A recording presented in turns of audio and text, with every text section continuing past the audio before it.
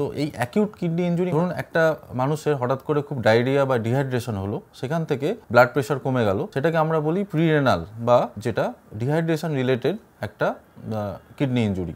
এই ধরনের কিছু সমস্যার জন্য অ্যাকিউট কিডনি ইনজুরি হতে পারে।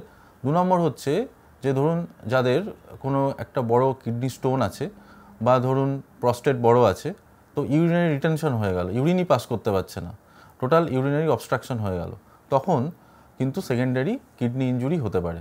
তো তখনও হঠাৎ করে কিন্তু এই ধরনের সিমটমস আসতে পারে।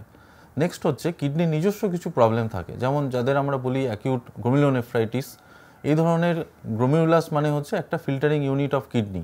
তারা কি করে, কিডনির ভেতরে মাইক্রোস্কোপিক্যাল একটা স্ট্রাকচার, যারা কিন্তু এই পুরো ফিল্টারিং প্রসেসটাকে হেল্প করে।